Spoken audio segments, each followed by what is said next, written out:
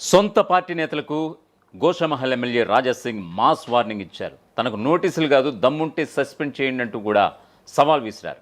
So ఈ క్రమంలో ఆయన చేసినటువంటి హాట్ కామెంట్స్ ఆయన ఎవరిని ఉద్దేశించి చేశారనేది ఇప్పుడు సర్వత్రా రాజకీయానికి తెరదీసింది. అయితే ఒకవైపు కిషన్ రెడ్డి, మరోవైపు బండి సంజయ్ని ఇద్దరిని ఉద్దేశించే ఆయన ఈ హాట్ కామెంట్ చేశారనేది తెరపై ఇప్పుడు ప్రస్ఫుటంగా వినిపిస్తోంది. సో ఓవరాల్గా బీఆర్ఎస్లోనే కాదు, బీజేపీలోనూ అసంతృప్తి శాఖ మొదలైనట్లుగా కనిపిస్తోంది. గత కొంతకాలంగా గోషామహల్ ఎమ్మెల్యే రాజాసింగ్ కొంతమంది పార్టీ పెద్దల వైఖరిపై అసంతృప్తిగా ఉన్నారు. ఈ క్రమంలో సొంత పార్టీ నేతలపైన విరుచుకుపడుతున్నారు.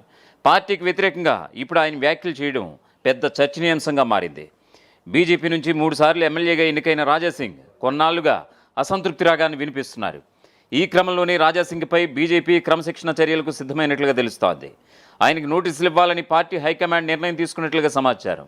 ఈ మేరకు జాతీయ పార్టీ నుంచి రాష్ట్ర క్రమశిక్షణ కమిటీకి ఆదేశాలు వచ్చినట్లుగా సమాచారం. రాజాసింగ్కు ఇవ్వాల్సిన నోటీసులను రాష్ట్ర క్రమశిక్షణ కమిటీ సభ్యులు ఇప్పటికే సిద్ధంగా ఉంచారని తెలుస్తోంది. ఇటీవల సొంత పార్టీపై చేసిన వివాదాస్పద వ్యాఖ్యల కారణంగా గోషామహల్ బీజేపీ ఎమ్మెల్యే రాజాసింగ్కు నోటీసులు ఇచ్చేందుకు పార్టీ అధిష్టానం సిద్ధమవుతోంది.